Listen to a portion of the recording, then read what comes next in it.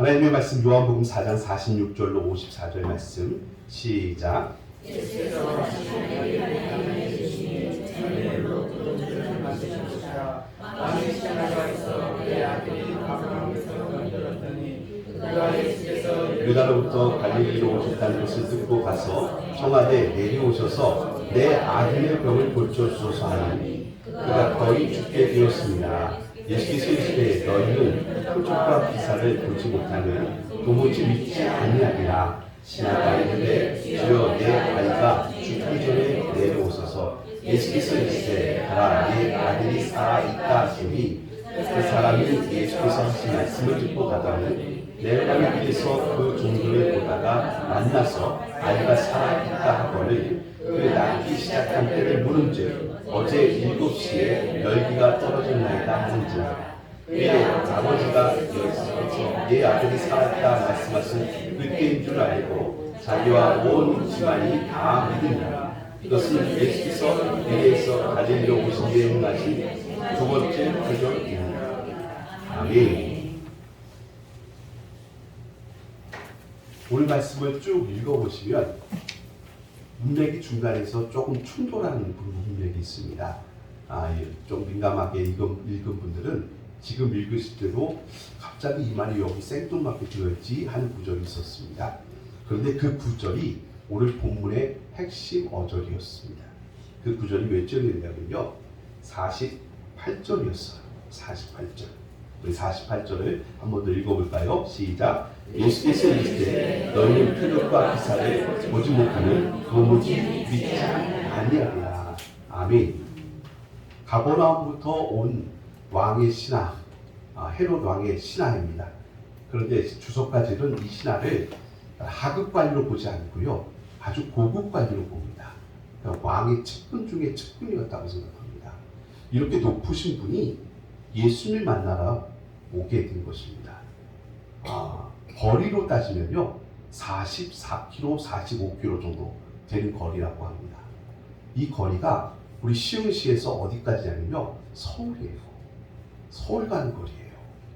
이 먼 거리를 이 고급 관리인 신하가 목수 출신의 예수님을 만나러 왔습니다. 그런데 아시다시피 이 먼 거리를 이동하는 것, 서울에서 시흥 오는 거는 금방 옵니다. 1시간이면 충분히 올 수 있죠. 하지만 그 당시에는 교통편이 그렇게 좋지 않았습니다. 대부분 도보로 가거나 조금 이제 높으신 지체의 양반들은 나귀를 이용했습니다. 그래서 지금도 이쪽에 가면 주 교통수단 중에 하나가 동키라고 불리는 그 나귀를 타고 다니는 사람들이 상당히 많습니다. 어쨌든 걸어서 44km, 45km를 오셨든 아니면 나귀를 타고 오셨든 간에 그 거리는 짧은 거리는 아닐 것 같습니다. 상당히 오랜 시간 걸어서 온 거리일 것 같습니다. 이렇게 와서 청하는 게 뭐냐면 내 아들이 죽게 되었습니다. 근데 원어 성경을 보면 그 아들이라는 말에 정관사 더가 붙어 있어요. 그건 외아들이라는 뜻이에요. 하나밖에 없는 아들이 병들었는데요 겁안 죽게 되었다는 것입니다. 여기서 표현하는 겁안 죽게 되었다는 표현을 예수님 비유 가운데 예루살렘에서 여리고로 내려가다가 길에서 강도 만난 사람 이야기 가운데 보면 거기서 그 사람이 강도를 만나서 겁안 죽게 되었다 이런 표현을 쓰거든요. 그 겁안 죽게 되었다는 얘기는 숨만 깔딱깔딱 쉬고 있다는 뜻입니다. 그러니까 산송장과 다른 바가 없을 정도로 병들어 있다고 말합니다.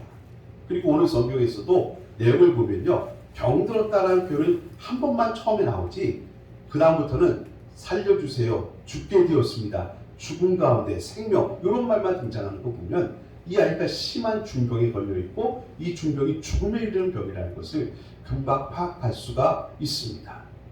이렇게 예수님께 온 이 왕의 신하는 자기 외아들의 생사의 문제를 가지고 예수님 앞에 먼 걸음을 달려왔습니다. 그러면 예수님께서 이분을 어떻게 맞이해야 됩니까? 이렇게 정성으로 달려온 사람을 어떻게 환영해야 되겠습니까?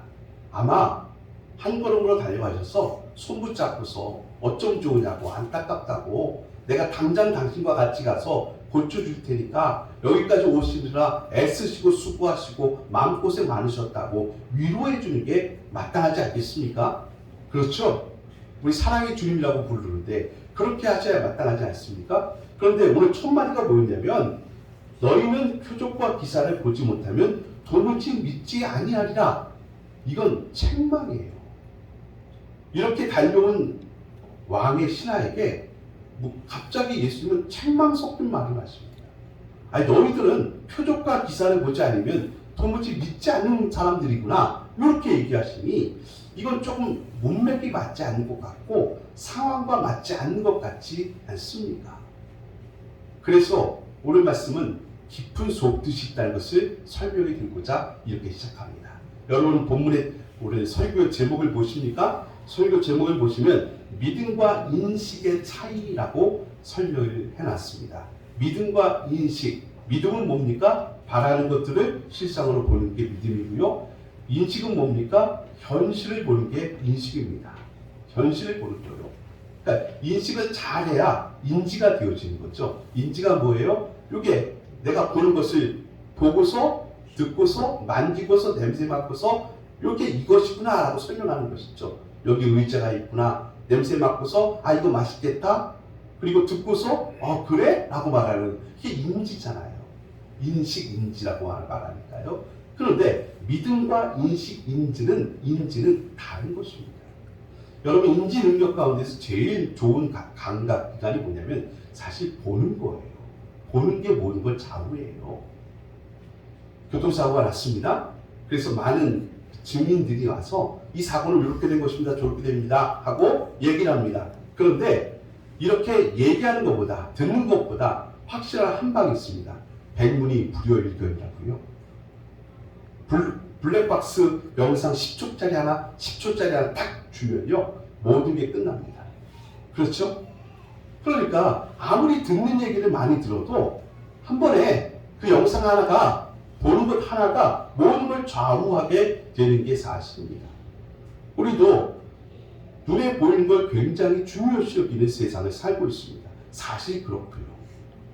인지한다는 것이 본다는 것을 비슷한 말로 거의 확정적으로 말합니다. 내가 봤다. 이것처럼 확실한 게 어디 있습니까? 내가 봤다. 그런데 이게 본다는 인지가 어떻게 모종의 권위를 행사합니다. 그래서 본다는 것이 믿음의 영역까지, 신앙의 영역까지 들어옵니다. 나 보여주면 믿겠다는 것입니다. 보여주면 믿는다. 여러분 우리 교회는 정통교회 올바른 교회라고 하는데요. 2단 교회가 있습니다. 2단 교회. 근데 2단 교회 여러분 저는 가본 적은 없습니다만 우리 주변에 제 아는 분들이 다닌 분들이 계시고 친척 가운데도 혹 있습니다. 그래서 얘기를 들어보면 그 2단 교회에 그렇게 유명한 사람, 지식인들 그리고 뛰어난 분들이 많대요. 연예인도 많고 박사님들도 많고 유명한 체육인들도 많고 이름만 딱 대면 알만한 사람이 그 교회 성도라는 거예요. 아니 그렇게 지식인들이 왜 2단 교회에 빠질까요? 여러분 참 이상한 것은요. 지식인들이 보이는 것에 굉장히 약합니다. 보이는 것에 약해요. 그래서 뭔가를 한번 보면 거기에 홀딱 넘어가는 거예요. 여러분 하나님을 보여주면 믿겠다고 하면 여러분 그런 말에 맞아 하시겠습니까? 저도 어릴 적에는 믿음 없었을 때는 그 말에 동의했습니다. 그래서 기도할 때도 그렇게 많이 기도했습니다. 하나님, 제가 하나님이라는 분을 믿고 싶은데 한 번만 보여주세요. 하나님 한 번만 보여주시면 믿겠습니다. 이런 기도도 드려본 적도 있었습니다. 그런데 보는 거는요, 믿음의 영역이 아닙니다.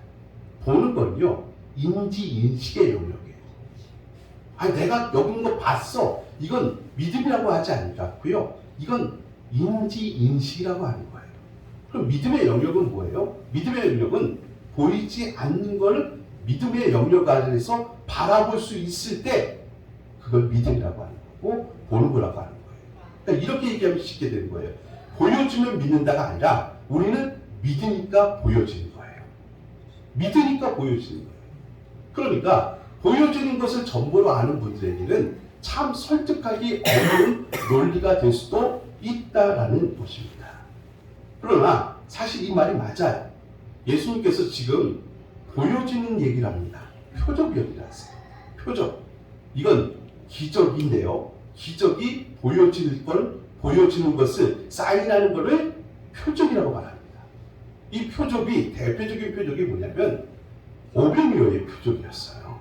오병이어의 표적은 물고기 2마리 보리떡 5개라는 아주 작은 음식 도시락 하나가 5,000명이나 되는 사람들을 먹고도 남음이 됐다는 것을 표적의 주요한 내용이었습니다. 근데 그 내용이 사실상 전부가 아니었다는 것입니다. 그 다음날 예수님을 찾아온 사람들에게 예수님께서 이렇게 말한 거예요. 아니 너희들이 표적을 본 거로 나를 찾아온 게 아니라 떡을 먹고 배불렀기 때문에 찾아왔다. 이렇게 얘기를 합니다. 그 말을 제가 아주 쉽게 설명을 드릴게요. 너희가 표적을 보고 나를 찾아온 것이 아니라 떡을 먹고 배불렀기 때문에 찾아왔다는 말의 의미는 그 표적이 뭐예요? 오병이어의 표적이요.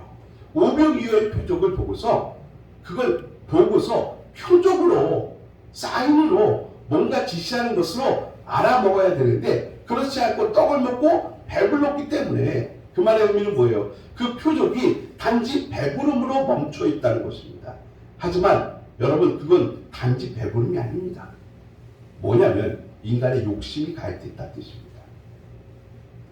상상을 해보세요. 내가 그 자리에서 내가 아무것도 하지 않았는데 갑자기 먹을 게 산더미처럼 쌓였어. 그러면 그거 먹으면서 우리는 무슨 생각할까요? 예수님을 나의 주인으로 섬기면 예수님이 우리의 임금이 되시면 나는 걱정거리가 없겠네. 뭐에? 먹고 사는 문제. 내가 노동하지 않아도 내가 수고하지 않아도 우리 예수님께서 우리나라의 왕이 되시고 대통령이 되시면 나는 잘 먹고 잘 살겠네. 이런 생각하지 않겠습니까? 떡을 먹고 배불렀다는 의미는 그저 내 위장이 찼다는 얘기가 아니라 그 예수님을 이용해서 그 예수님을 통해서 내게 얻어질 유익을 벌써 계산한 얘기입니다. 그런데 오병이어는 표적이었다는 말이에요. 그 떡과 그 물고기를 먹으면서 어디로 가라는 얘기예요? 예, 이걸 상상하라는 거죠. 한마디로 얘기해서 십자가와 복음을 상상하라는 겁니다. 그 오병이어가 결국 예수님의 십자가를 상징하는 거였잖아요. 그러니까 거기를 바라봐야 되는데 그렇지 못했기 때문에 문제라는 것입니다. 기적이 일어났습니다. 5,000명이 먹었습니다. 그걸 표적으로 봐서 그걸 십자가의 표적으로 봐서 그걸 복음으로 볼 수 있는 실력과 능력이 있어야 되는데 그렇지 못했다는 것입니다. 그러니 사람들이 뭐예요? 그냥 기적에 머물러 있는 거죠. 그 표적이 바라는 것을 보여주는 것을 바라보지 못하기 때문에 그렇습니다. 오늘이 3월 15일입니다. 일주일 후가 3월 22일이죠. 3월 22일이 무슨 날인지 아십니까? 뭘 무슨 날이에요? 주일날이죠. 여러분과 저는 당연히 주일날로 알아듣습니다. 그런데 3월 22일이 BTS 광화문 콘서트 날입니다. 우리에게는 당연히 주일이에요. 하나님께서 3월 22일 하면 우리는 예배드리는 날 이렇게 이해할 거 아니고 받아들일 거 아니겠습니까? 근데 BTS의 아미들에게는 광팬들에게는 그날이 무슨 날이에요? 드디어 우리 오빠들이 군대 갔다 와서 복귀해서 첫 공연 콘서트를 하는 날이야. 이게 되는 거예요. 하나님은 지금 3월 22일 날을 무슨 날로 알아먹으라는 거예요? 주일날 교회 와서 예배드리는 날로 알아들으라고 이날 달력이나 빨간색까지 칠해놨더만 그 날을 어떤 분들은 BTS 공연 보는 날, 어떤 분들은 내 생일, 어떤 분들은 여행 가는 날, 노는 날 이렇게 알아먹더라는 거예요. 그러면 3월 22일 날에 우리는 어떤 표적으로 알아들어야 돼요? 어떤 사인으로 알아들어야 돼요? 예배를 하는 날. 이게 맞는 거잖아요. 그런데 똑같은 3월 22일 날 그 달력의 빨간색 글자를 보면서 어떤 분들은 다른 얘기를 하고 있잖아요. 그러면 우리 주님께서 답답하신 거죠. 야, 오병이어를 줬어. 오병이어의 기적을 맛봤잖아. 그 놀라운 빨간 날의 기적을 맛봤다면 그걸 먹고서 뭘 알아들었고요? 예수님의 복음과 십자가를 알아들으라고 그거 보여줬는데 이 사람들은 BTS를 환호하고 있고 갑자기 내 배불렀다는 얘기하니 예수님께서 답답한 노들 아니겠습니까? 그런데 예수님께서 갑자기 이런 얘기를 왜 하시냐면 이 표적이 가나에서 행한 두 번째 표적이라는 거예요. 여러분 가나에서 행한 첫 번째 표적을 아십니까? 아시죠? 물이 포도주 된 사건이죠. 물이 포도주 된 사건. 여러분 그 사건도 표적이었습니다. 어떤 표적이었습니까? 잔치집에 마치 전라도식으로 얘기하면 홍어가 떨어진 거예요. 그러면 잔치가 파는 거잖아요. 그런데 그 포도주가 떨어졌음에도 불구하고 예수님께서 다시 포도주를 물로 만들어 주셨기 때문에 잔치가 계속되어지고 망한 잔치를 다시 살려주셨다. 이게 전부가 아니거든요. 그 포도주는 예수님의 십자가 보혈을 의미하는 거잖아요. 그러니까 가나 혼인잔치에서 벌어졌던 첫 번째 표적을 보면서 예수님께서 우리에게 상상하라는 거, 우리와 하여금 인지하라는 것은, 바라보라는 것은 앞으로 되어질 실상 예수님께서 십자가에서 죽으시고 보혈의 피를 흘리실 텐데 그 보혈의 피가 여기 잔치집에 모이는 사람들이 그 포도주 마시면서 야 여기 주인장은 이제까지 내가 먹어보지 못한 너무 고급 포도주를 이제까지 숨겨놨다 내놓네 참 귀한 사람이네 요거 깨달으라고 준 게 아니라 예수님의 보혈의 피가 똑같은 우리와 같은 피지만 그 보혈의 피가 모든 죄인의 죄를 사하시는 하나님의 은혜요 구원의 복음이고 지혜라는 것을 알아먹으라고 준 거잖아요. 우리는 그걸 알아들어서 그 표적을 제대로 본 자가 되었다는 거예요. 그런데 그 표적을 맛보고서도 혼인잔치에서 포도주를 먹고도 오병이어를 먹고도 예수님께서 보라고 한 것, 예수님께서 깨달으라고 한 것, 인지하라고 한 걸 못 본다면 그 사람들은 내가 배가 불렀다, 엉뚱한 얘기하는 것. 그래서 예수님께서 오늘 화를 내시는 거예요. 책망하시는 거예요. 너희들은 도저히 깨닫지 못하는구나 라고 얘기하시는 거예요. 자 그러면 우리 수학적으로 얘기해 봅시다. 갑자기 목사님 머리 아프게 왜 수학 더하기 빼기만 할 거예요. 자 만나는 오병이어는 가나 혼인잔치의 포도주는 결국 예수님께서 이걸 보여주신 이유가 뭘까요?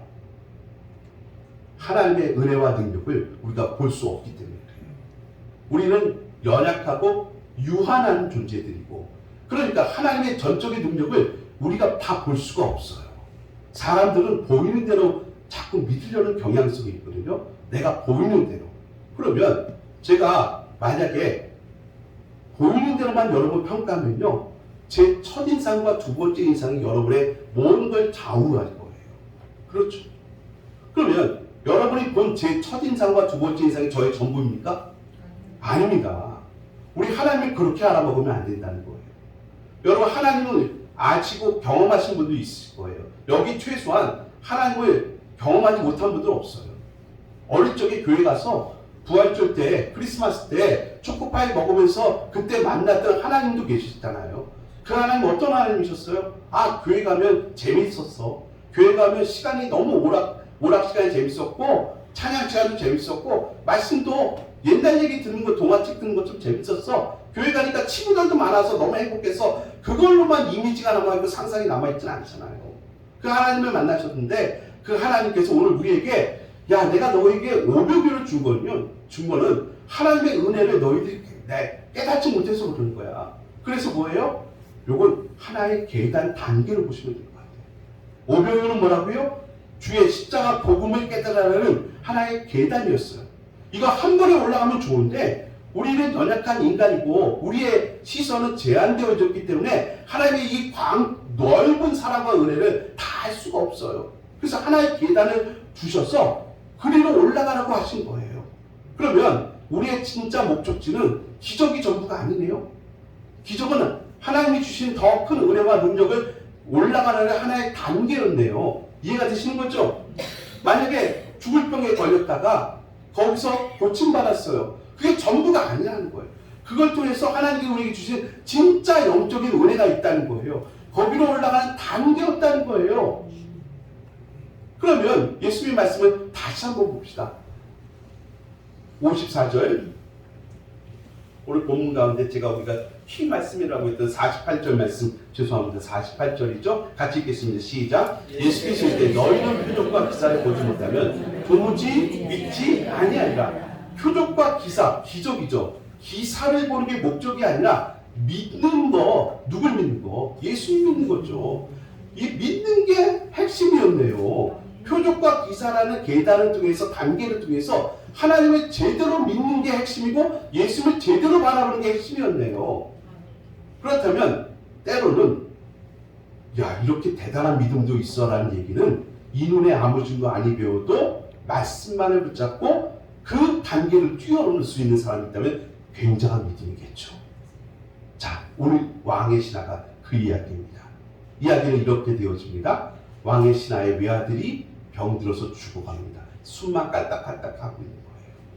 그러니까 이 사람이 먼 걸음을 도보로든지 나귀 타고 와서 예수님을 만나게 됩니다. 이 분의 기대는 뭡니까? 예수님, 거리가 멀지만 예수님 동행하셔서 우리 아이 죽기 전에 얼른 가주세요. 가셔서 우리 아이 위에 기도해 주시고 우리 아이 만져주시고 말씀하셔서 낫게 해주세요. 이런 소망이었을 것 같아요. 그런데 갑자기 예수님께서 이 사람에게 책망하세요. 너희는 표적과 기사를 보지 아니하면 도무지 믿지 아니하는도다. 그래도 이분은 아비의 마음으로 이렇게 말합니다. 그 다음 절 보실까요? 신하가 이르되 주여 내 아이가 죽기 전에 내려오소서. 이 부정의 마음, 아버지의 마음을 우리는 다 이해할 수 있어요. 그 다음 말씀 예수께서 말합니다. 예수께서 있을 때 가라 내 아들이 살아있다 라고 하십니다. 아니 지금 숨만 깔딱깔딱하는 아들을 보고서 먼 걸음이죠. 가까운 거리는 아니죠. 물론 시외에서 서울 거리니까 가까운 거리지만 사실 도보로 왔다고 하면 상당히 오랜 시간 열심히 걸어와야 되거든요. 그러니까 이 걸음을 하고 왔을 때 아비의 마음은 뭐예요? 내 아들 곁에 있어야 됩니다. 죽어가는 내 아들 그 곁에 있어야 되는데 그저 소망을 예수님께 두어서 이 갈릴리 예수라는 분, 나사렛 예수라는 분이 굉장한 신통방통한 능력이 있다더라. 이분 때문에 죽었던 자도 살았다고 하더라. 그러니까 마지막 지푸라기를 잡는 심정으로 이 아들 두고서 나온 것 아니겠습니까? 마음은 아들 옆에 있겠죠. 그러니 이분의 마음, 급한 마음을 좀 이해하시겠어요? 얼른 예수님 모시고 가고 싶은 거 아니겠습니까? 빨리 가고 싶은 겁니다. 그래서 예수님이 뭐라고 하십니까? 가겠다, 같이 가자. 이게 아니라 네 아들은 살아있다. 살아있다. 여러분 이 말은요 현재형이에요. 현재형.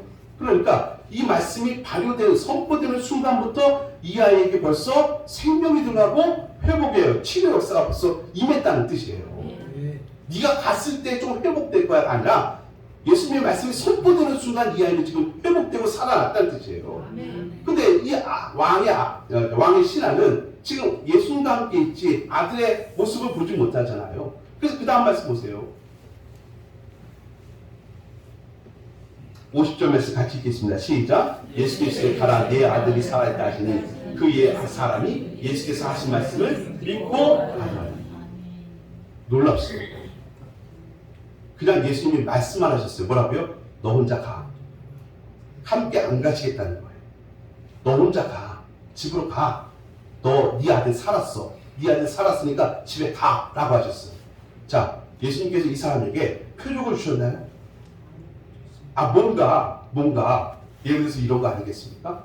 갑자기 이 사람에게 그 상황 속에서 돌이 떡이 된다든지 갑자기요. 그런 거 한번 보여주면서 봐봐. 내가 이만한 능력이 있으니까 말로만 해도 먼 거리지만 이 아들 낳을 거야. 아니 뭔가를 보여줘야 되잖아요. 아니에요. 뭔가 보여주면 그걸 근거로 믿을 거 아니겠습니까? 그러니까 왕의 신하와 예수님 대화하면서 야 네가 내가 같이 가주면 좋겠는데 갈 수가 없어. 그러니까 이것만 봐봐.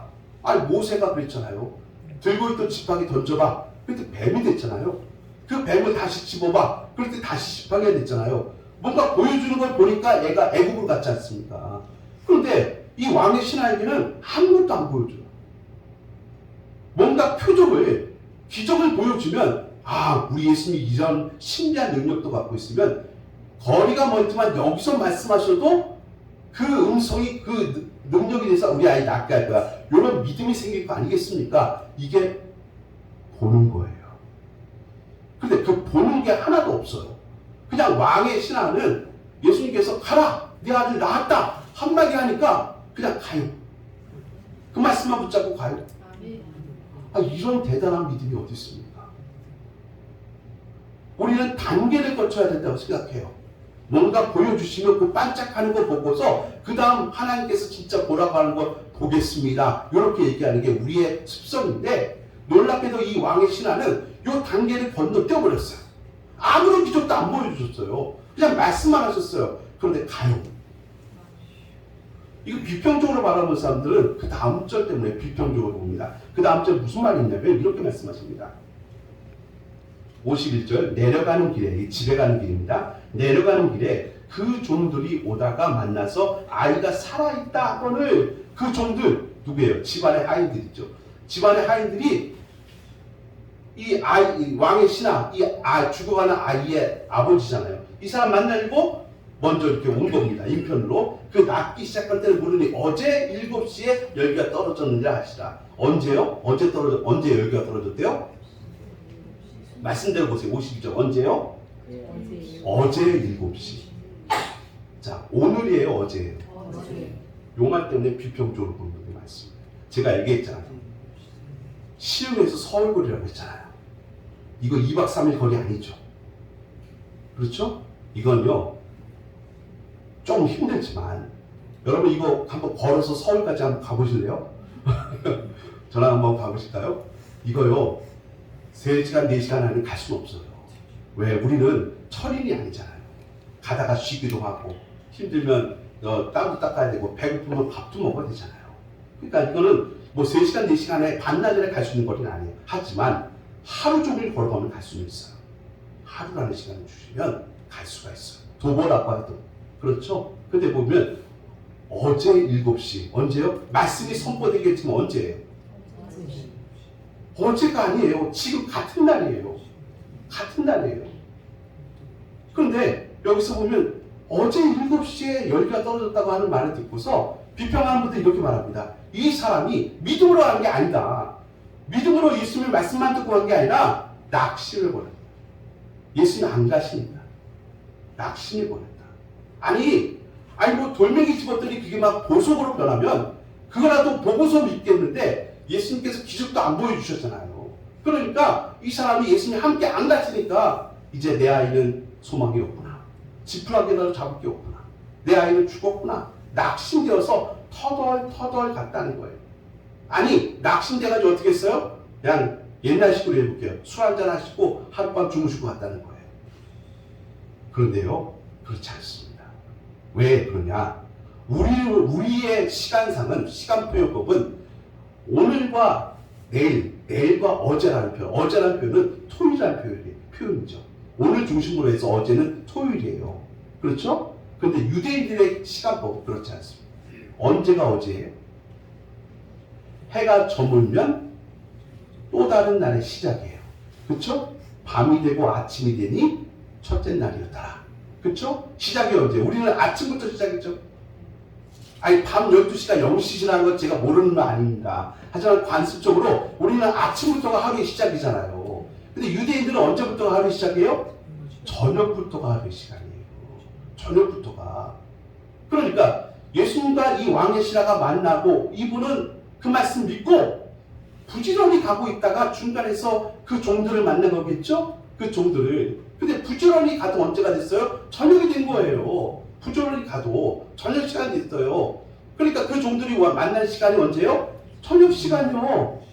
저녁 시간. 그러니까 저녁 시간대로 말하니까 이 종들을 뭐라고 표현해야 돼요? 어제라고 표현해야죠. 어제라고. 오늘 낮이지만 이분들의 시간은 저녁부터가 또 다른 시작이라고 했잖아요. 그래서 어제란 말입니다.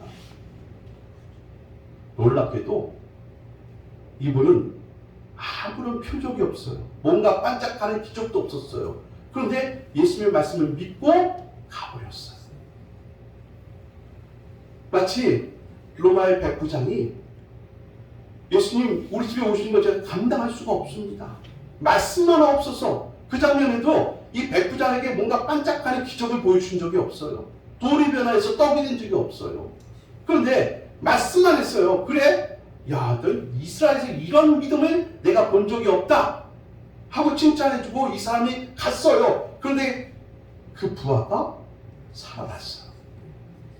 이 사람도 표적이 없이 반짝반짝하는 것도 없이 하나님 바라보라고 한 것을 제대로 본 사람이에요.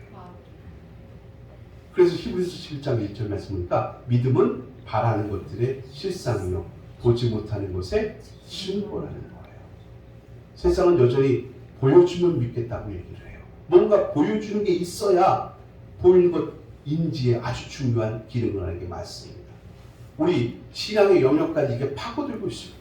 그래서 많은 분들이 지금도 뭔가 일어나는 반짝반짝하는 거, 이걸 뭐라고 불러요? 은사라고 부릅니다. 뭔가 반짝반짝하는 게 일어나는 게 능력 있는 교회, 능력 있는 목회자, 거기 하나님께서 성령으로 함께하는 거 이렇게 생각하시는 것 같아요.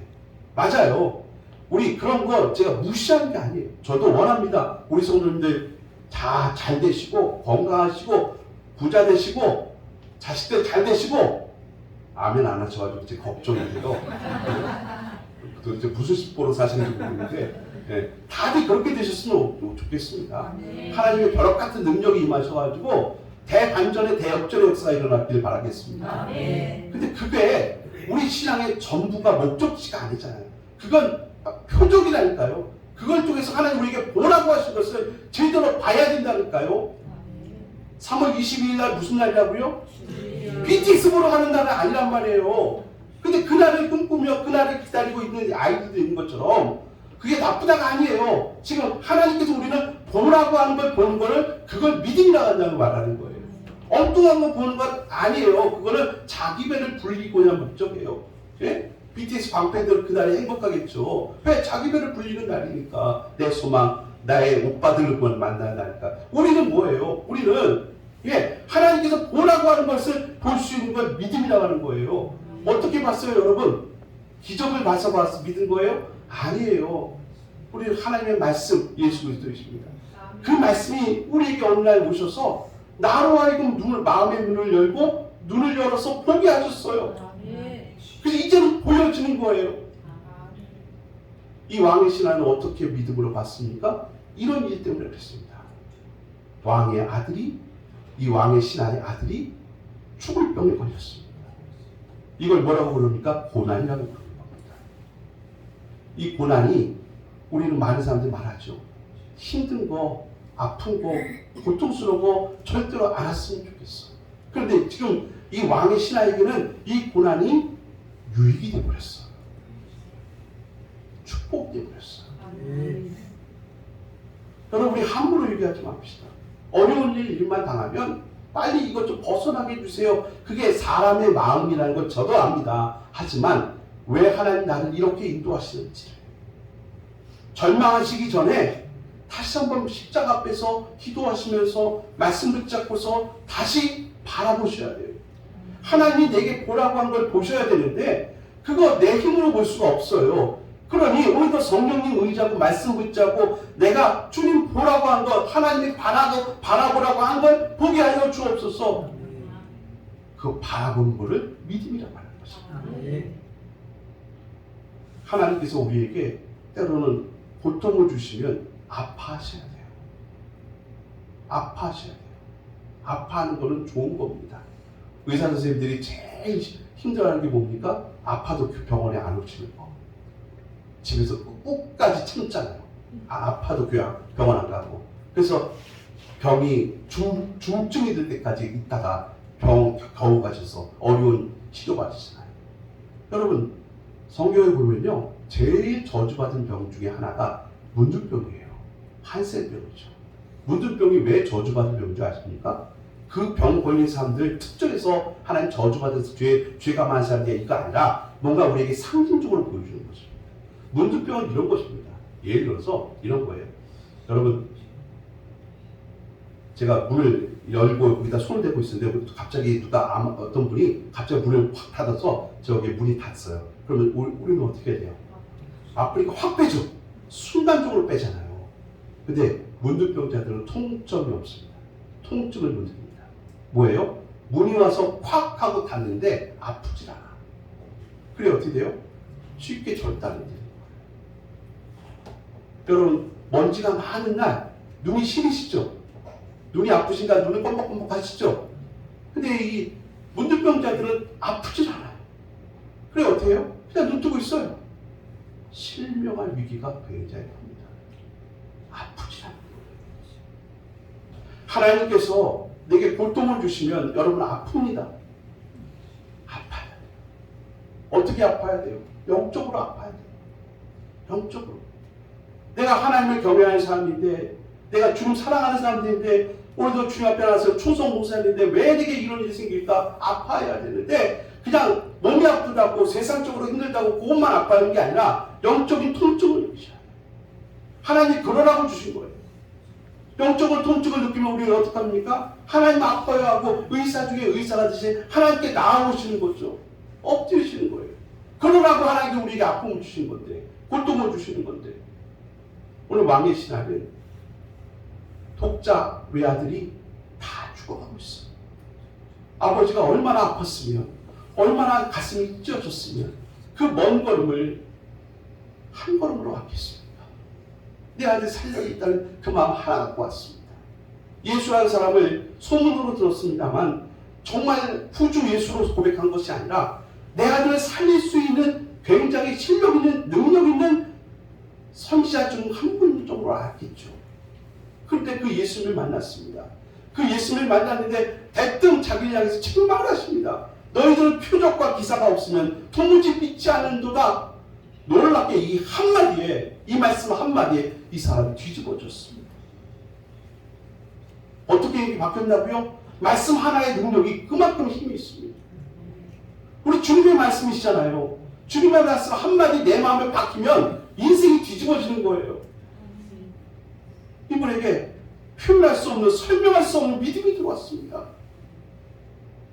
그래서 모세라는 분도 지팡이 던져서 뱀 되고 뱀 된 거 잡아가지고 다시 지팡이 되고 그거 보면서 와 하나님 대단하시네 하고 다시 애국으로 들어갔는데 이 사람은 아무것도 안 보여줬어요. 근데 그 말씀 하나 의지해서 또 힘찬 걸음으로 집으로 갑니다. 얼마나 힘들었을까요?